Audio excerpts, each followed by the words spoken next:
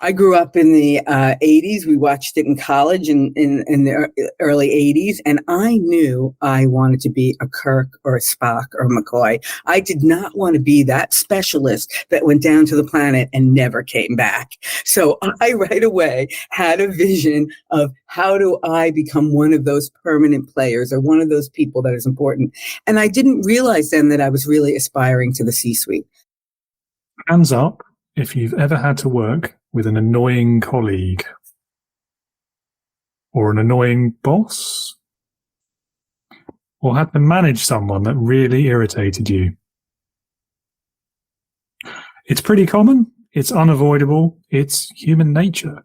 But these personality clashes can be a serious problem for a business, impacting teamwork and cohesion, affecting the mindset and the performance of people in your team. And for that reason, very quickly become an issue that you, as the leader, will want and need to resolve.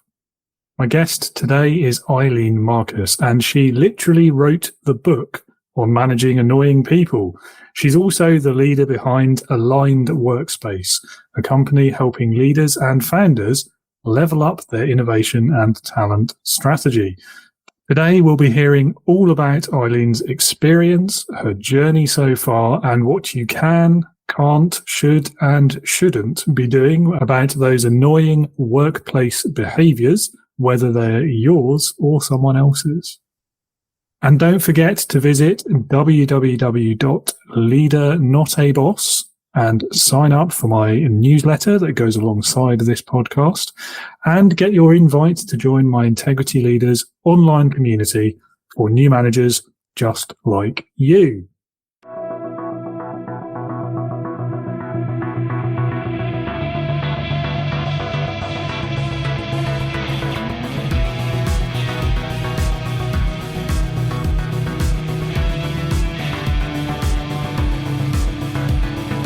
Welcome to the Leading with Integrity podcast.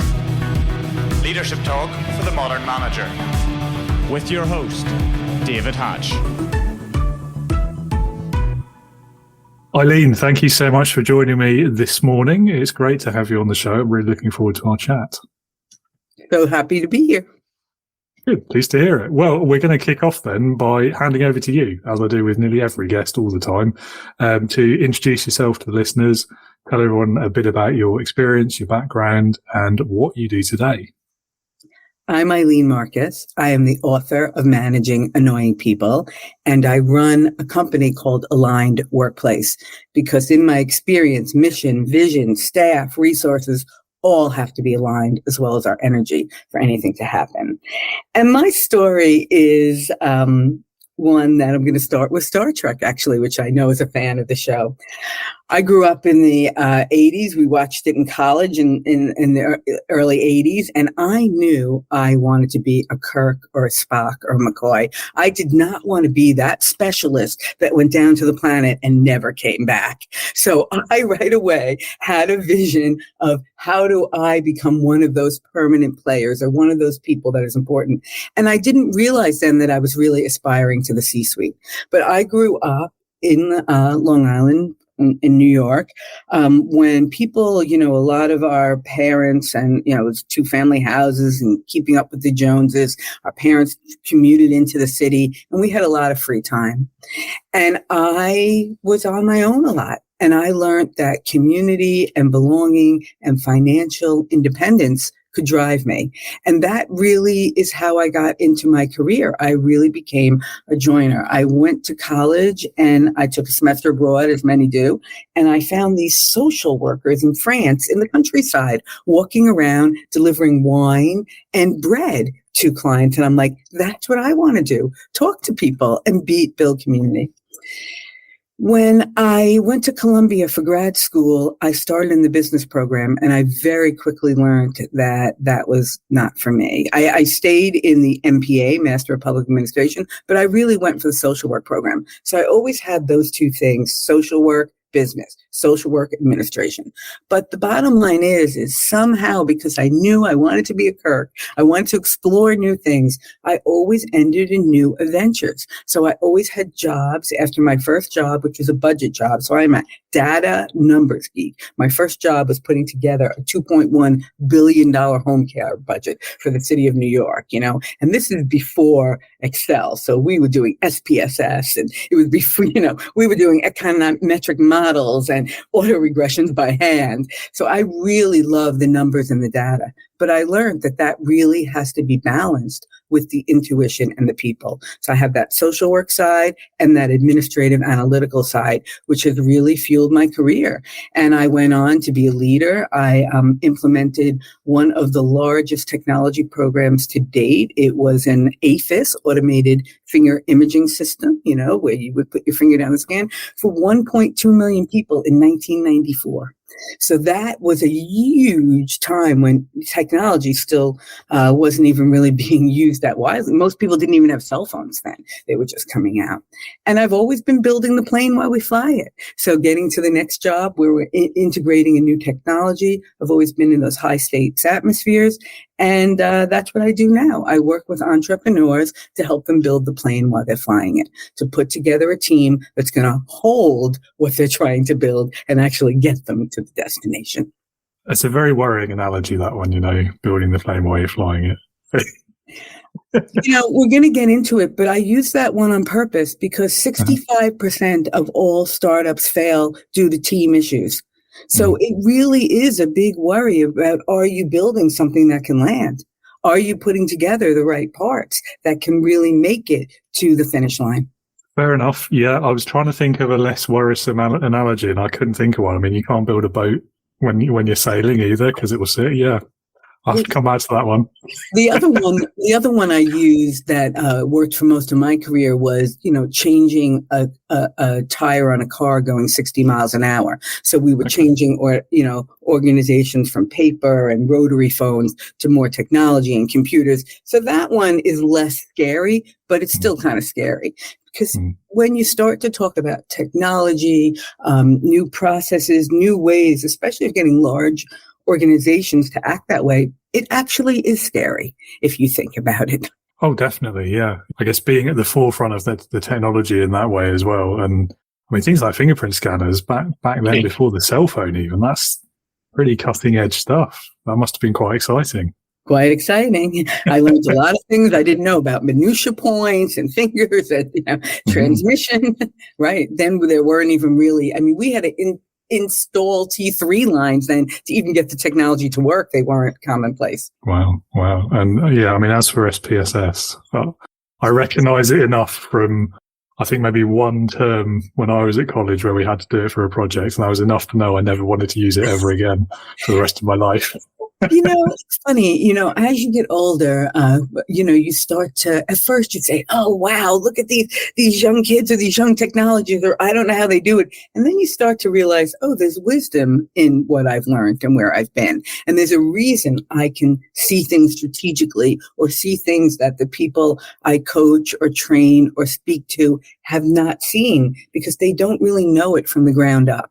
And by sometimes understanding the real basics of where it came from and why we do that, it changes their whole perspective. Absolutely. Let's talk a bit about your book and this idea around annoying people. So what is it that first got you talking about that and thinking about it? And also, is it people who are annoying or the act of annoying other people, or is it both?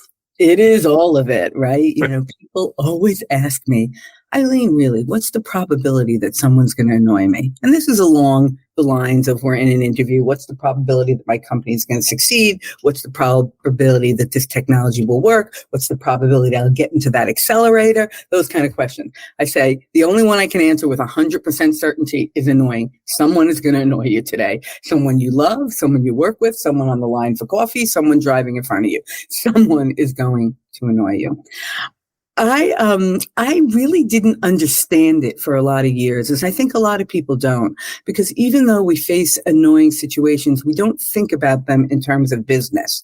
We don't think about annoying in business. We think about the goal, the metric. We think about sometimes if there are illegal people doing immoral things, but we don't think of people that just get under our skin if they're producing.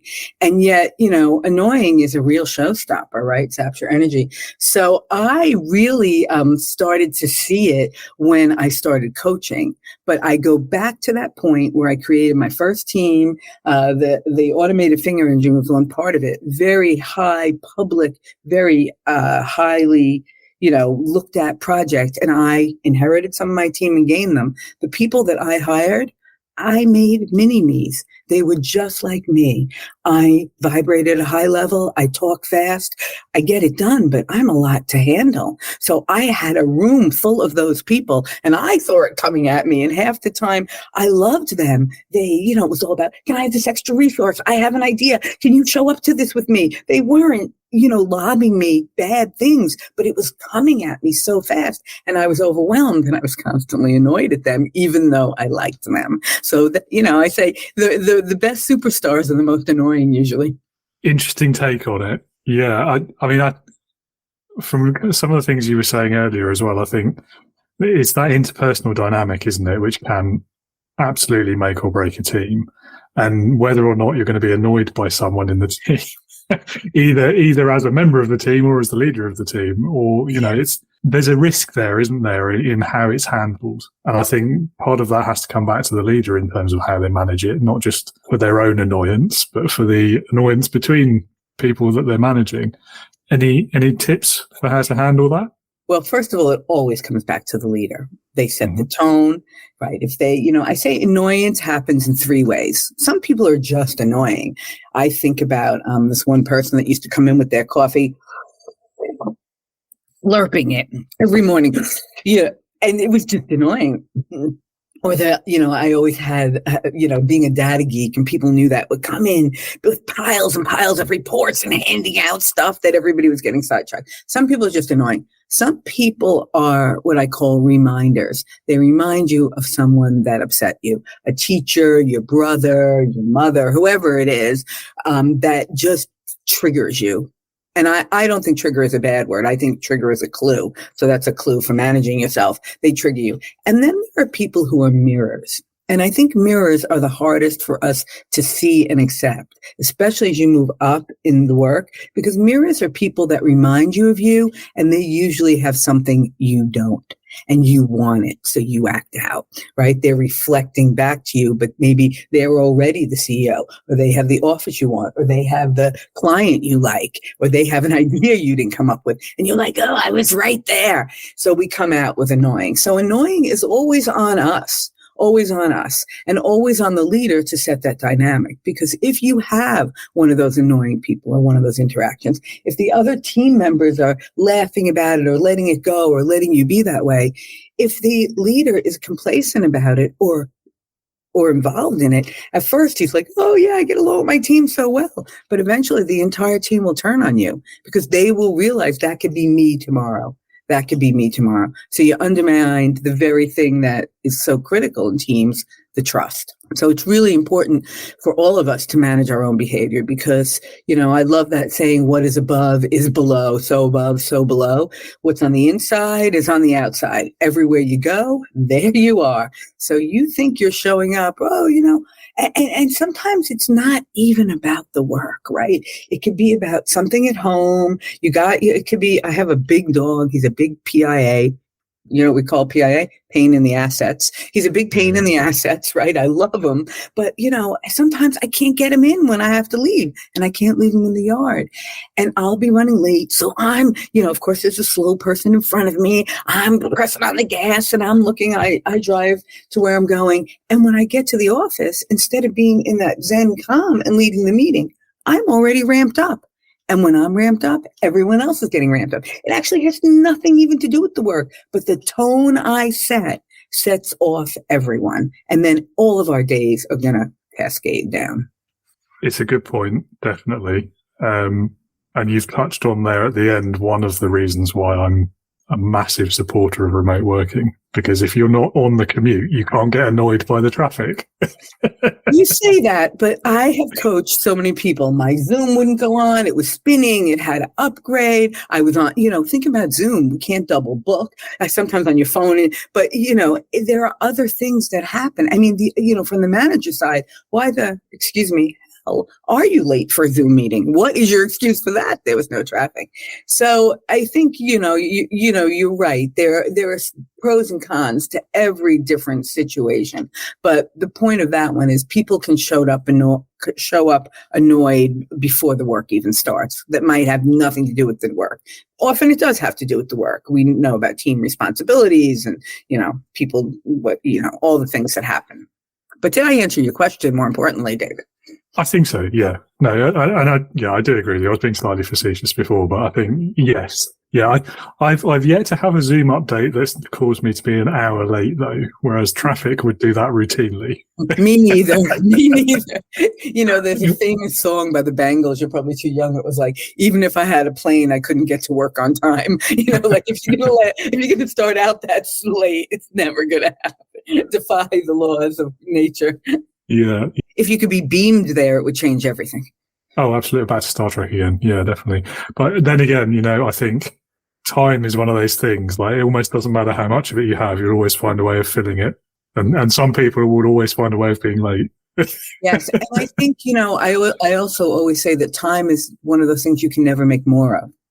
So you can't get it back. And when annoying situations or people zap your energy, that's the risk of really annoying. It's not just that interaction. It's that you lose that time of focus, of driving your priorities, of what you would have spent on something else. Indeed. And it can often lead to further interpersonal problems as well.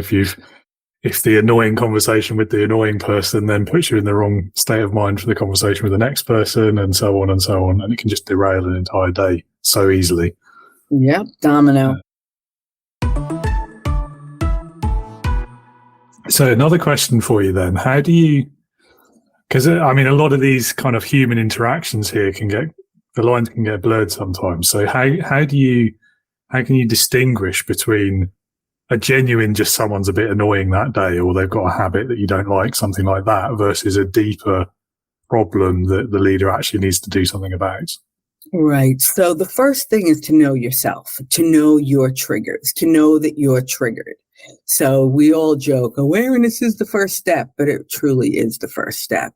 So when you get annoyed, there's actually a physiological response. Annoyance does the same thing that fear or anger does. So your amygdala, which actually makes decisions, is triggered. And your amygdala doesn't make decisions. It is in charge of decision making, but it processes emotions. So right away at that first trigger, you're going fight or flight. And you're not thinking, oh, they do this every day, let me get used to it. You're reacting. So the first thing is to understand it's a physiological response. Your amygdala is going to go into fight or flight. Once the amygdala gets triggered, the adrenal glands react, and they really are the response to stress, where your blood pressure goes up, your temperature goes up. You know what? I'm forgetting about the frontal lobe. What's wrong with me today? The amygdala, the frontal lobe, which is about expression. So when the frontal lobe gets involved, you're losing your executive thought. So if you don't realize right away when I'm fighting or I'm fleeing, I'll get into that. You're fighting. I say there are 4 F's. I fight, I flee, I freeze. If you don't know your response, you're never going to do the right F, which is focus. So the first thing is to know your response. If you don't see the response, all of a sudden, you can't make a decision. Do I want to stay? Do I want to go? Do I want to yell at this guy? That's the second clue. And the third clue, you're gone, is when the adrenal glands get in, and already your temperature's up, your blood pressure's up, and you're acting crazy. They already know you're crazy. We talked about those people running into the meetings an hour late. So the first thing is to actually know your trigger. Know when you're going to get upset. And it's that pregnant pause. I like to change the dynamic by saying, smile like you have a secret. When you feel yourself going like this, smile, changes everything. I ask people to think about Mona Lisa. We don't really know what's going on there. We don't know what's going on from the waist down. It's a little like Zoom. We have no idea, but we do know that she's got this cryptic little smile, that she is both calm and she knows something we might not. And that's, I think, a really good technique, especially if you're the leader. I'm annoyed, but I'm going to make you think I know something I don't. So everybody else stands up and changes. And I see it in you right now. When you smile, it does. It changes your posture. It changes everything. If you can't smile, take a deep breath. Some people, tap on their arm to get them out of it. But the first thing is awareness. And once you see that and you know your response, and often it's complicated. I am a fighter and then I run, because I don't want to deal with it. A lot of people fight and then they freeze. It's usually a 1-2. Us humans are very complicated. Once you know your response, you can actively work against it. I always think about, I don't know if you guys are Seinfeld fans, but I always think about that Seinfeld episode. I really wasn't either. But there was one episode where he said, I'm going to do the opposite. Instead of ordering chicken salad on toast, I'm going to order tuna on rye. I don't know how that's the opposite, but do the opposite, right? So bad example, but the idea that I know I'm getting pissed off, let me go to the bathroom, let me write a note, let me, do something else, let me leave the meeting. Because the original question you asked, how did I know I was annoying? I had a big situation where I was in a very important meeting and I whispered something under my breath because I was annoyed. And everyone heard it. Everyone heard it. And that changed their entire feeling about me. And it was a budget meeting in front of a mayor and several other commissioners about how they were going to treat me. So that's the risk if you don't do it. It's your brand. It's who you are. It's how people come to know you. So taking that moment to really, whether you like it or not, and getting to know yourself, because it's you're trying to manage. You really don't have control over other people. You can lead them. You can model for them. You can show them, but it's really yourself you have to manage. Yes. I do like the fight or flight thing. I mean, that's fairly well known. And it's only in the last few years, I think, that the freeze has been added to that, or at least I've only been hearing about it for that long. But it made me think back, because I always had a bit of a thing with the fight or flight, and trying to think back to when I've been in stressful situations, and I don't think I'd done either very often. But freeze, I've done that loads of times. I think of that deer in the headlight. But I also, it's funny because I've used freeze for like 10 years now, but I also think about it in terms of it being complicated. So when someone's just purely annoying, you might fight because it's so obvious, right? Why are they chewing their cereal so loud, or why are they always showing up so late? So you might go to fight. But if your boss has a way of pushing your buttons because they say, didn't you get that memo? Which you never get. Or, the priorities has shifted. We're not on that. Something you just spent 30 hours working on. You might have a different response. So I take people through exercises and role playing of what is your response, because people really don't know themselves. And as I said, annoyance is something we don't really think about. We're like, oh, that's just annoying. We think we've said it and it's gone, but it's not, because that physiological response has already had it start in the body, and you have to stop that loop. Yeah, I mean, it's tricky, isn't it? Especially when adrenaline gets involved. And I think there's a context element to it as well. And I think there's probably tolerances and thresholds which will be different for every person. And I mean, I don't want to talk about myself too much, but I like to think I have a pretty high tolerance for that sort of thing, or at least I used to. And it took several years of consistent drumming away and stress and things before I did finally have that. I don't want to say I snapped. I didn't go postal or anything, but there was a moment where anger took over, let's say. Yes. And that's why I say triggers. Most people say, oh, trigger. They even see it as a trigger to their head, or a trigger is a bad thing. It starts a reaction. A trigger is information. A trigger is an input to you that you have to elicit a response or a different response. And I do use, I say I work with leaders, but it's usually pretty quickly they invite me into their team meeting, and I do videotape them. And it's really, well, now, just on the phone, but now it's with everybody's approval. But it's really interesting how the first 10 minutes, everybody's really on their best behavior. And then they forget that I'm there, and you can see it. And when you play that back for people, it's a real tool. So I even say to people sometimes when you're on Zoom, just tape yourself. Listen to how you're coming off to other people. Listen to the tone in your voice. If someone else was in the next room and they heard you, they would say, "Oh, why are you being so mean to that person?" And sometimes people need to be spoken to like that. But if that's your general tone, so there are other tools about listening, role-playing, videotaping, and really, the biggest tool after once you start to acknowledge it, I say live in a laboratory. Live in a laboratory. Show up to meetings to learn. Say, I'm going to be different today. Today, I'm the fly on the wall. Even if you're the leader, I sometimes have them say, have someone else run the meeting. See how your team interacts. Let's look at where you want to jump in, what gets your blood pressure up, what you're going to go back to your office, or, when they get off the meeting, what you're going to be like about. Let's dig into when those things happen. So there are many ways to identify the triggers.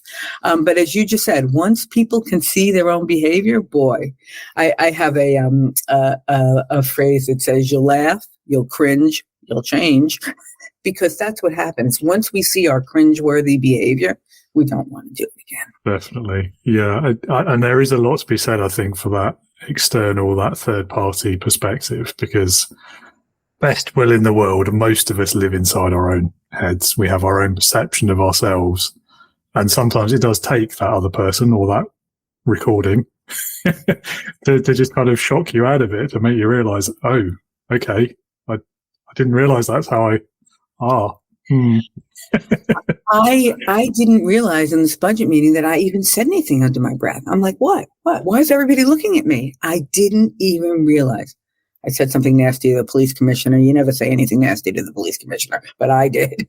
It wasn't nasty. We obviously got away with it. It was more like, how come the welfare department never gets what we need and they have all the cars they want? Could have been worse. It could have been worse. Yeah. There's an upside to that story. I say that was the moment that, I don't know if you have them in England, but in the US, we have these phantom police cars all over. Have you seen them? They're parked cars that are empty. No. 2 weeks later, the police commissioner walks in, because I was complaining about that, the welfare department had saved all this money implementing all these changes. And the police department, every time they ask for a request, and I love the police and I support the police and they really do deserve it. But we also, my staff needed support. And I was complaining because, we had a lot of empty desks and weren't getting backfilled jobs or what we wanted. And they kept on getting resources. And I was like, no, about some empty police cars instead of empty desks. And 2 weeks later, the phantom movement. Now, obviously, that had been in the works. It had worked in Miami. There was research on it. But it's just funny of the timing. And that's a pretty big movement in the U.S., that there are empty police cars that actually slow down the freight traffic. So I say it all goes back to when I yelled at the police commissioner, why don't you have empty cars? Oh, wow. Interesting. So they just park them near the roads? Yeah, you can look them up. At the entrance to bridges, at different cross stations. Especially, I live very rurally, so they have more cars sometimes than staff on. So they'll put it at a busy intersection or in a school parking lot, and on the highway. Yeah, interesting. Quite a technique. Yeah, interesting. Yeah, I don't want to go off on too much of a tangent with it, but yeah, I mean, so over here, they probably wouldn't bother doing that because we have a speed camera culture. So, and depending on who you listen to over here as well, there's probably more police cars than there are police personnel already. So, put them to use. Park them somewhere. Well, maybe I'll put it in a suggestion box or something. Yeah. Anyway, sidetrack. I love sidetrack. No, it's interesting though. I like hearing those kind of national and cultural differences. It's always interesting. So, not to labour the point, because I think we've probably covered this already, but what do you think are the main reasons why, particularly when we're talking about annoying behaviours, that managing them is important? Yeah. Well, first of all, when you don't manage it, you lose time. You zap energy. That's very clear. You get away from your driving priorities. You forget what you were doing. I think that the whole idea of workplace, especially now with some real heady issues and hard implementations, is it reduces stress. If you don't manage when you're annoyed at the people instead of the work, right? Principles over personalities. It's really about what you're trying to achieve, not what the people are doing. So it's less, you'll have less stress. I think everybody agrees if people are getting along better, there are better outcomes. You're a better team contributor. You can listen to people better. You're more open to receiving ideas. And we know that ideas are really the currency now that matters. What is the idea? What's the solution? How can we fix this? How can we move this forward? So when you're stuck and annoying, you're kind of in a loop. Right? You just can't get out of it, and you can't get over, as I say, you can't jump the groove or jump the lip. So how do you jumpstart that forward? So the idea is not to get into that groove where, oh, yeah, my time, my energy, this person, and then you can't really see the work. So I think those are the risk factors.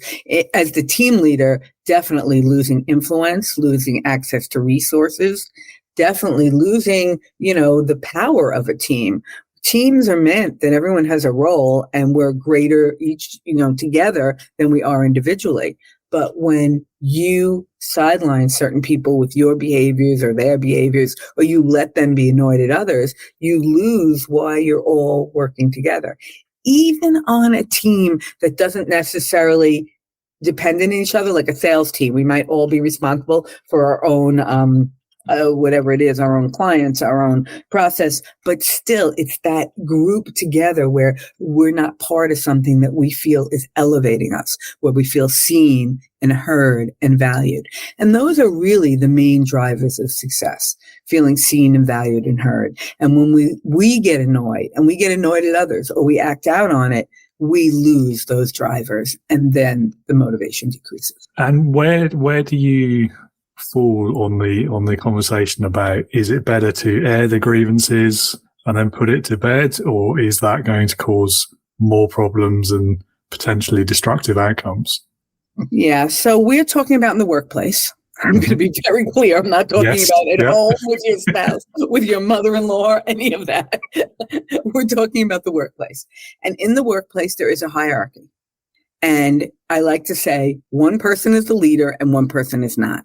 So the first thing you have to do is look at that grievance and say, is it a real grievance, or is it, I got a call from someone yesterday who was offered a new job and they weren't going to take it because I don't know if the story is applicable, but it's in my head. They weren't going to take the new job because it's a remote job, and they said, they won't pay for me to go to the headquarters. And I said, oh, how do you know that? It's early on. They don't know you yet. You don't know them. He said, well, my niece lives right there. And I told them they didn't even have to pay. I would come into headquarters because my niece lives right there, but I'd like to come into headquarters. And they said, we have no money in the budget. We're not bringing you to headquarters. Please put that to bed.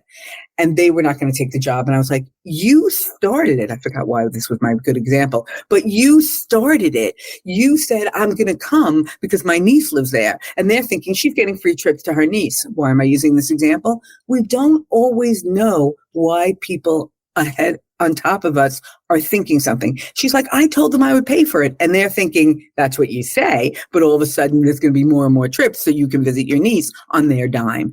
Oh, I didn't think about that. No, you didn't. So it's that, I have one great graphic it's about learning that 360 view of not what other people do, but what they worry about, right? So you might be worried about taking this project or implementing. They're worried about risks, supply chain, environment, clients. So to really think about so that's the first thing about a grievance.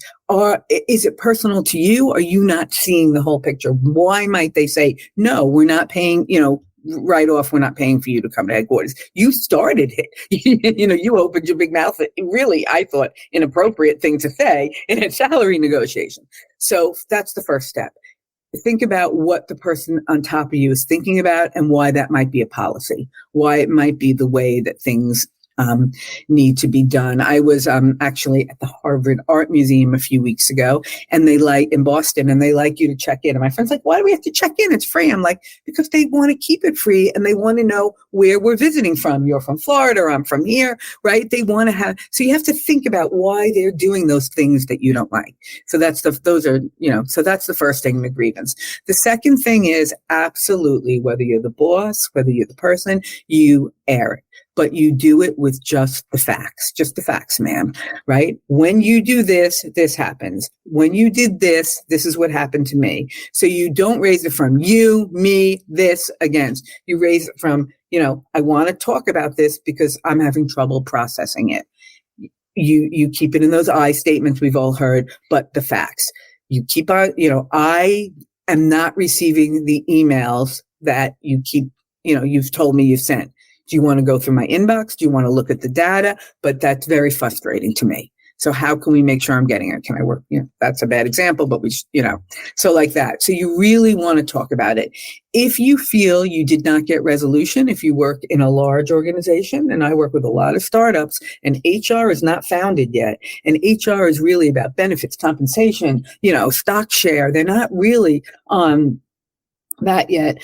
I really suggest that you talk to a peer or a colleague and get your head, or a coach, because a lot of times the things we hold on to. Now, if your boss or someone in your office is doing something illegal, immoral, or unethical, absolutely you should report it to the board, whoever, but you should make sure that those things really are immoral, illegal, whatever they are.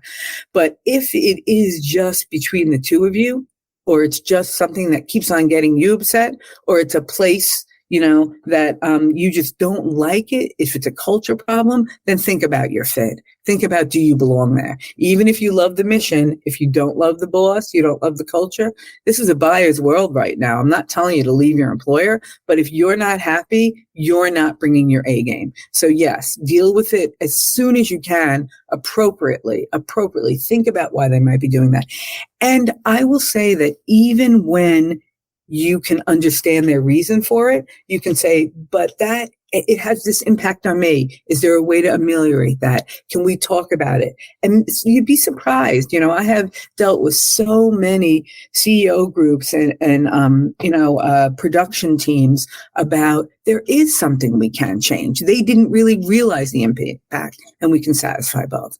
But the key thing is to come at it calm and to really understand that they probably have a valid point that you're not seeing. So make sure you open up for that. That was a long answer, but did that make sense? It did. And I think it's good advice. And I'm sitting on the same side of the fence as you. I think if you try to just keep it to yourself, bottle it up, the more times it happens, the worse that gets. And eventually, the bottle of Coke is going to explode, isn't it? Inevitably. So yeah, I think for that reason, and for what you've just explained to us, I'm with you on that.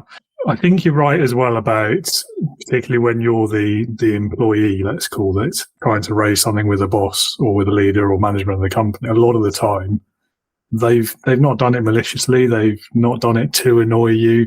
They probably don't even realize it is annoying you, or that you do have an issue, or that it is having any impact on you whatsoever. They've just thought about it in the terms of, well, if I do this, it'll make that aspect of the business work better, so I'm just going to do it and not think about it. And so if you don't raise it, they'll never know. And then the next person will have the same problem, and the next one, and the next one, and so on.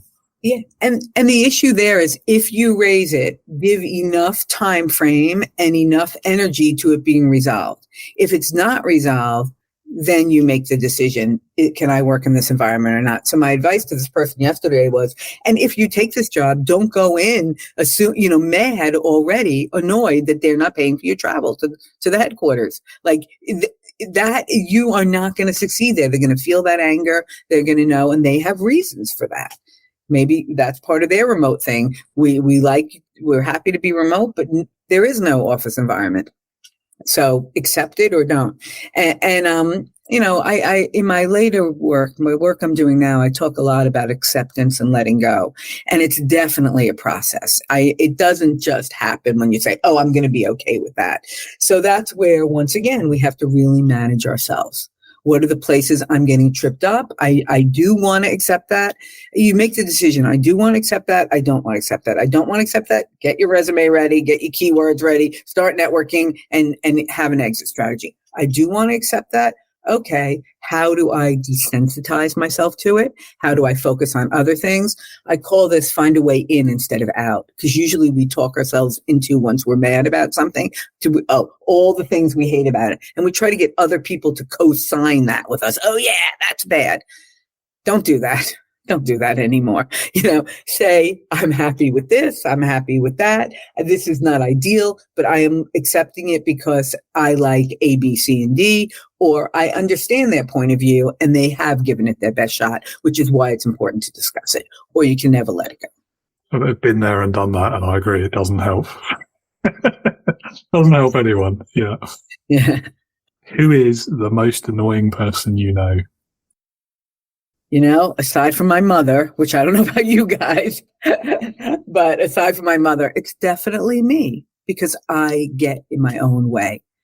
Talked about knowing your triggers, knowing yourself. And I say, I did it again and again. And now I'm like, I almost did it again. But it takes a while to I did it again and again and almost again, because until we see our reactions, as you did, in real time. So I am the most annoying person I know, because I keep on putting myself back with the same people, the same situations, the same clients that don't want to listen, which is actually how the book was born. I was coaching CEOs, and throughout the day, I'm like, you're not looking at your own behavior. My staff, my CEO. Yes, but what are you doing? But what are you doing? So I wrote the book just because next time someone wanted to say, I was like, read this, we're not having a session today. So I wrote it down so I didn't have to keep repeating myself. And they were like, oh, can you train my staff on this? Can we have it? So that's how the book came about, that I was trying to be efficient and create a system instead of this individual. As I told you yesterday, you have to manage your own behavior. Try this, schedule it differently. So I'm the most annoying person I know. I talk loud, I talk fast, I go at it. I mean, I'm in my 60s now, and I'm still, I talk fast. I have a lot of energy. And this is me in retirement almost. So, I'm definitely, I get in my own way and I can turn people off. So it's really been, an effort for me to find. And that's why I love the startup world and founders, because we work fast. We do things fast. I have another mantra. We go slow to go fast. But that cycle, that energy, the way people vibrate there really resonates with how I vibrate. Quite a rare approach, I think, to a labour-saving device there is writing a book. I don't know many people who would have that as their... Did it work? Well, it's worked for me. I think I've had about 1,000 copies out there now, which I'm proud of. And it does work. I train a lot of people on it, and there are a lot of approaches about how, and it really helped those people. Well, I'm not annoying. They're the annoying people. Read the book. It really, once again, when you have one finger pointing, when you're pointing the finger at somebody else, you got 3 back at you. So, it's really that turnaround that we talked about before, your first question, who's annoying, the person or the boss? What is it? And it always comes back to either I'm annoyed or I'm annoying someone else. So how do I manage myself? So yeah, the book's been a fun tool to look at that and to get people to see. Pleased to hear it. And if they took a long, hard look at themselves and were really brutally honest about it, I think most of us would say the same answer as you've given. Maybe not the bit about their mothers, but they'd say, yeah, it's me. Yeah. The things in my life that have happened that have annoyed me the most were my own fault. I did those things.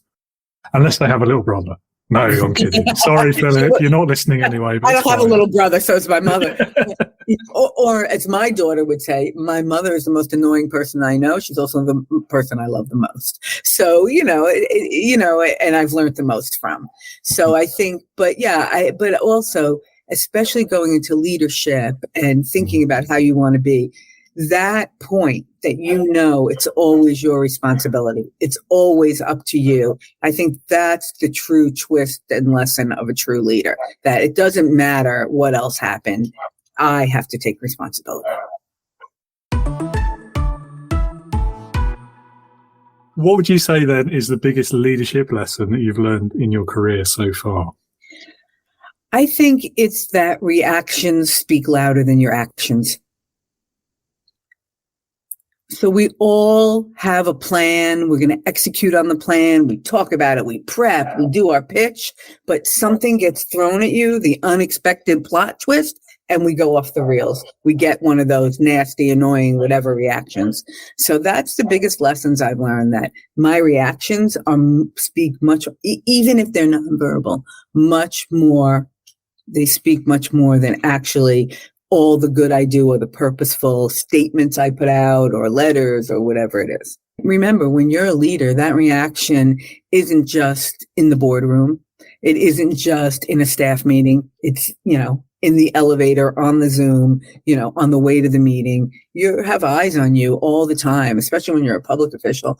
So it's really about how you compose yourself. And once again, that doesn't mean that you don't have to get angry or you don't have to say what you mean. It's just how you display that, how you talk to people, how you talk about the situation. I'm not saying become, nothing's ever wrong, but it's who you direct it at and how your rants go and how you land them to be purposeful to move the work forward. Yeah, I was going to say, as a leader, you're going to be in the fishbowl all the time, aren't you? I really like that, the reaction, not the action, because I think actions tend to be things you can control. And so there's usually been quite a bit of thought behind it before a leader will do something. Whereas a reaction is usually something that just happens and you don't really control it. And I think that's one of the reasons, isn't it? Because it's giving that immediate insight into how you really feel. Exactly. And it's showing people who you really are. Yeah, you can't hide from it. It's authenticity, whether you want it or not. Yeah. And in a lot of ways, that's probably a good thing. It's just, sometimes you've got to be careful, haven't you? The other thing, if you want to get into it, is what I've learned is that you can't hide who you are. You cannot hide who you are. So if you're really all in and managing your team, they're going to know. Me, when the going gets rough, I make a joke. And I have a son-in-law who, when he first met me and I made a joke when something was bad, he thought, I was horrible. How could I joke about his flat tire stuck on the road, right? Doesn't he understand it was, don't I understand it was dangerous? But that's my response to stress. I like to take it down. But that's who I am. And there are people that know that and love that about me. Like, I'm going to take a moment that is horrific and somehow make a joke out of it. But that's going to change the temperature in the room. And then we're all going to be able to move forward. So you have to it's not about being perfect. It's about being the best version of yourself you can be so that you can show others. And that means your personality, your quirks, all of that can come across just in a way that you are making sure you're managing the output and how you do it and that you're doing it appropriately. And you've got to laugh, though, because it's better than crying, isn't it? 100%. I always say, there I go again, you'll laugh, you'll cringe, you'll change. Yeah, absolutely. So slightly opposite question then. What do you think is the biggest mistake that a leader can make? I think it's not really showing up as who they are, being fake. I'm coming to terms with a leader that I worked with for 13 years. I was his number 2. We ran a huge organization. It was one of the largest in the city, 160 million. It was a social service agency, and he was beloved. And he was embezzling, and he went to prison. And, the biggest mistake you can make is not showing up. I look at it now, everybody loved him. This was Wall Street Journal, A1, New York Times News. He was so lovable and so great at what he did. I never even entertained the possibility that this could be going on. I never even entertained it. So I say, fool me once, shame on me, shame on you. He never showed who he was. He never showed who he was until that was found. So I think you have to really, show up as you are and really understand the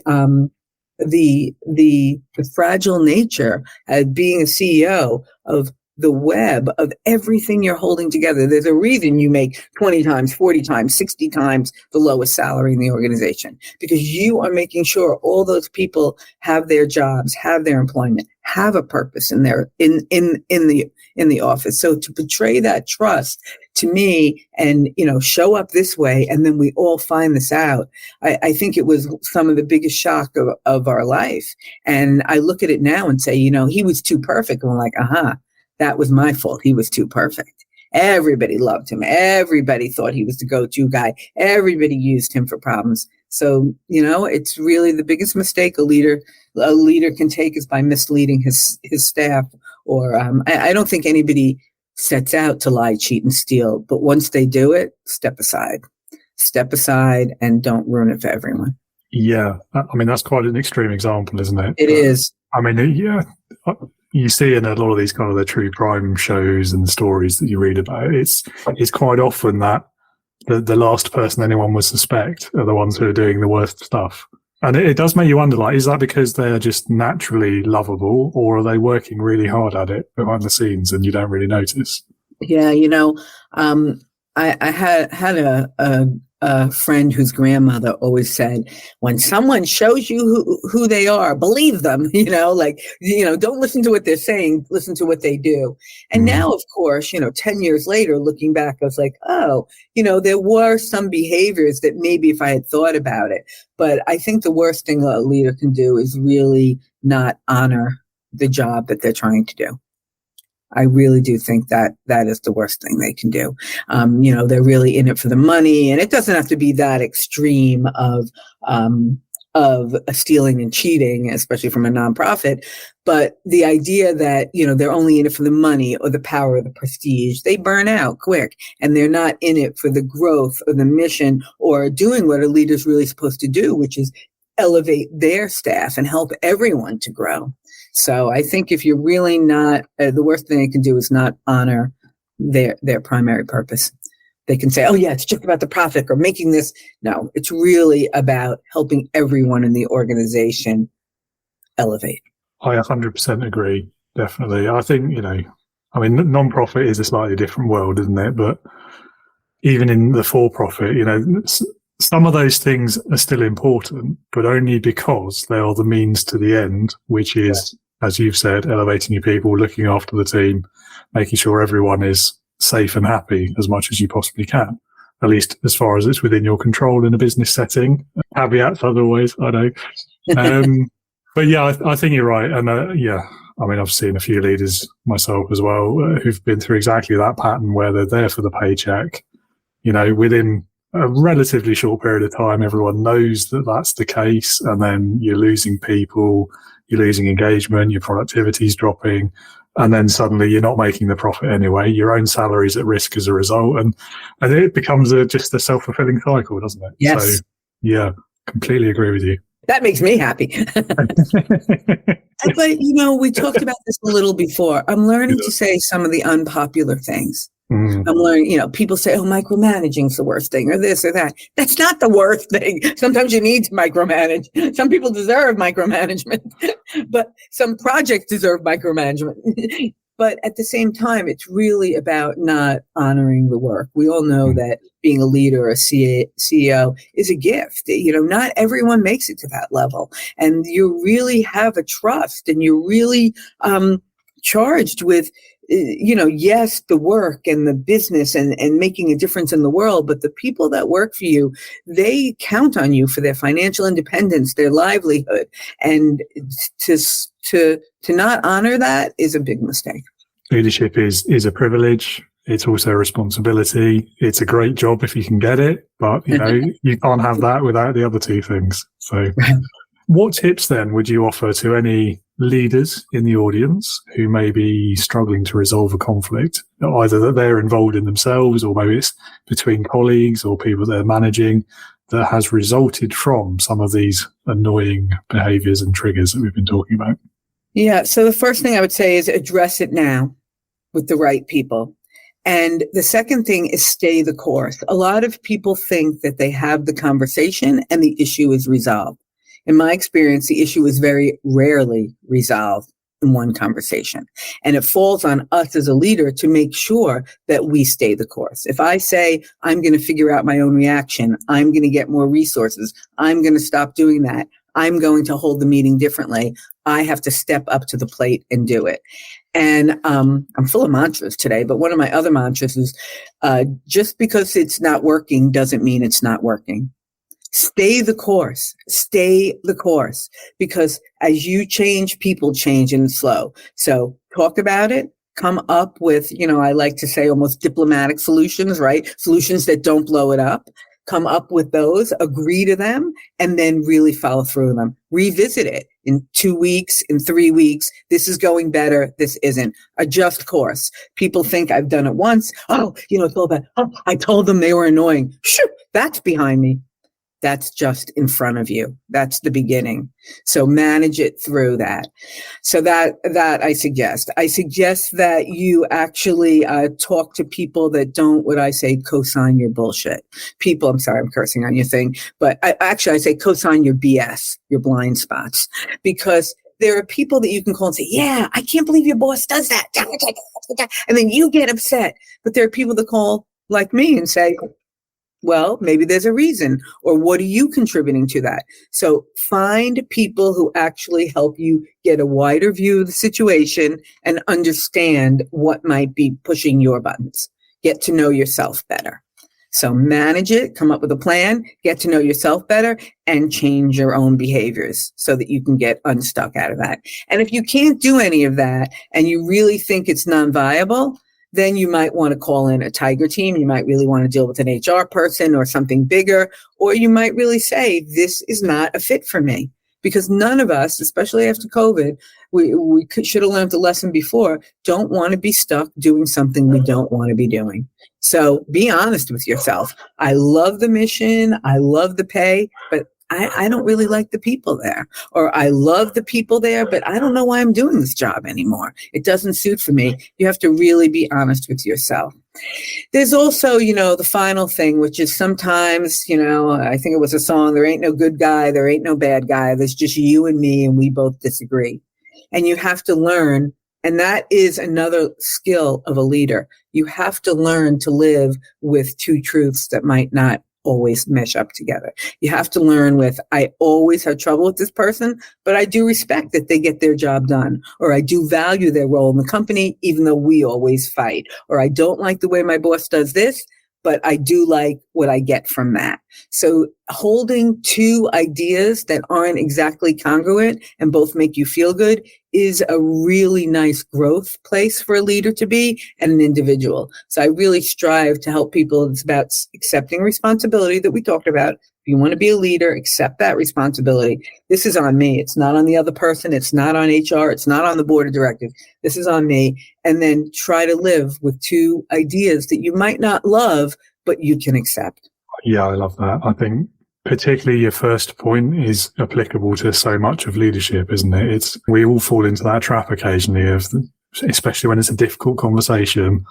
Right, I've had the conversation, problem solved, I move on to the next thing. But actually so much of leadership is actually about follow up and follow through, isn't it? And making sure that the conversation wasn't just a one flash in the pan and everyone's forgotten about it and the problem isn't solved actually. It's going back and having regular check-ins and, as I said, following up, making sure that the solution is there and that it sticks. And you can't just do that with one conversation. I agree. Revise. Indeed.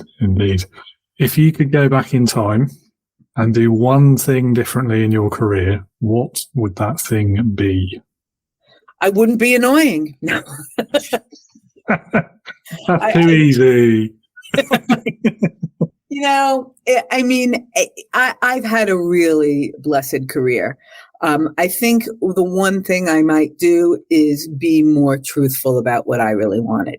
And once I started being successful in managing people, I got the next job. And I didn't really think about what is it really that I want to do. I was always invested in who hired me or what they wanted or sold on it. And it's not until, now, almost on the heels of, working for someone, like we talked about how to be slapped in the face, who lied and cheated and, I was collateral damage. damage that I really sat back and said, what do I want to do? And for the first 10 years after that, I consulted. All I really want to do, this turns into my pitch, all I want to do is speak. I like to motivate. I like to come in. I understand, a speech isn't just about I'm speaking at you. It's about we're stuck at a moment in time where we're having this issue or we need more about this. We don't have time to take a master's degree or a course. How can you get us all on the same page? A speech or the right speech can really help change an organization in real time. And that's really what I focus on now and what I want to be doing. So, because I think that it's the most way I can help people change their perception quickly. Well, fair enough. And from what we've seen so far, I think you're pretty good at it as well. So. Thank you. Leadership Heroes. Don't know how time's flown this fast, but we must have been enjoying ourselves. So last question, everyone gets this one. It's called Leadership Heroes. So the question is, if you had to pick one person, and they could be anyone you like, alive or dead, past or present, real or fictitious, who in your opinion would perfectly embody leadership, who would that person be and why? Well, I have to go to I can never say the word, the Kobayashi Maru. I have to rewrite the rules of that because there is a Star Trek story there. It definitely Jean-Luc Picard. I mean, I learned a lot from Captain Kirk, as I said, the roles, responsibilities, real time. Jean-Luc Picard was an incredible leader, taking his own emotional states, using them, bringing out the best in others in real time, looking for solutions. But I think what's most important about that Next Generation in Star Trek is the makeup on the bridge. That originally in Star Trek, we have Captain Kirk. When we get to Next Generation, TNG, we have the captain, the number 2, and the counselor. And I'm a social worker, and I believe that the counselor role really that's the social work role. It's where it's not just HR, it's emotional intelligence, it's training, it's personal, it's team interaction, it's all of those things. So I really believe that social work role in terms of leadership is important. So the reason I said I can never say that, the Kobayashi Maru. The reason I'm going out of the lines is I would have to say Jane Addams. Most people do not know Jane Addams. Do you know who she was? She was the founder of social work. She was a socialite who actually, was traveling around Chicago and saw homeless people and this and that and said, I want to help them. And she built something called Hull House, which is the first kind of community center model for people coming, and the founder of social work. So 120 years later, and fast forward to TNG, Next Generation, when you have the counselor. So I will go with Jane Addams, who has really started social reform and social work. And we're really, I would say now, especially after COVID, we're really seeing that role of the social worker and of how, we all watched, I don't know if we all watched it, but we all watched Billions, where the psychologist is on team and how she works with people. But I think that founder, Jane Addams, of thinking about how we help community, to help people and organize people together to really get their best and get over hard times would be the leader I most admire. I really like that. I was getting ready to say, sorry, someone's picked Picard before. We've had him loads of times. And just the last minute, you changed direction. And yeah, and a unique pick as well. We've definitely never had her before. I need to research her afterwards now. You've piqued my interest. I love her also because she was a socialite. And in those days, she didn't have to do anything, right? She could have chose to dress nice and go to parties, but she chose. She does have a quote that most social workers, are raised on, which is, the good we secure for ourselves is precarious and uncertain until it is secured for all of us and incorporated into our common life. And that's what we talked about in terms of a leader of a company too. It's not just your income package, your compensation, your lifestyle. It's everyone you're working with that you're trying to secure that for.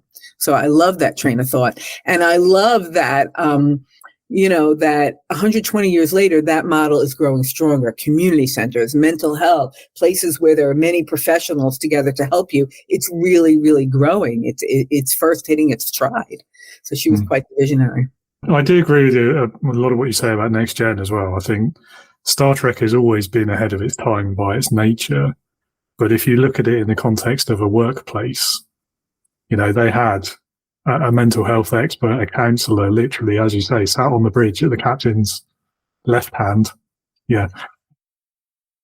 Back in the late 80s, and it was only maybe 5-10 years ago today that was actually the whole concept of mental health and looking after people in that way at work was even in the conversation. And it probably took COVID to give it a bit of a pick up the proverbial to actually happen. Yeah, I think, we all know the story of Steve Jobs crediting Star Trek with most of the things computer play. So I think if he was still alive, that would have happened a lot sooner. He would have been, go to see your social worker, go see your counselor. Yeah, very possibly. Although he was quite into the alternative medicine as well, wasn't he? So maybe. Yeah, not. well, I don't know. I'm just joking about it. But I'm just saying everything else that has really revolutionized our society, the cell phone, the communicator, the Alexa, the computer, play this, do that, the AI, the next thing on that show, as you said, in the workplace is really the central role of the counselor or the mental health component. Who says sci-fi has no place in the world, eh? I don't know them. No, me neither. Yeah. Well, last thing then, Ilene, I'll ask you is if any of the listeners would like to learn more about you, perhaps get a copy of that book that you wrote or work with you even, where can they find more information? You can find me on LinkedIn at Ilene, Ilene Marcus. You can also just Google Managing Annoying People. My book is on Amazon. It usually comes right up. It's a bright orange color. And I love to be linked in.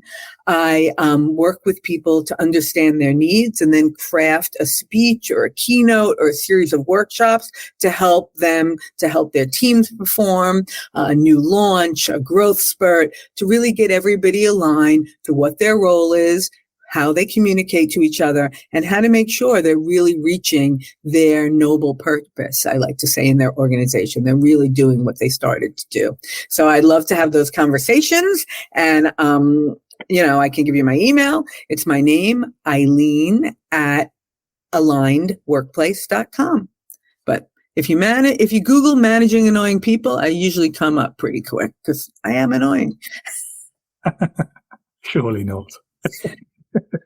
Awesome. Well, I'll put a selection of those links in the show notes, the episode description, so everyone can find that very easily. Well, that's everything. Thank you again so much for your time. It's been an absolute pleasure talking with you today. Pleasure talking with you. Thank you.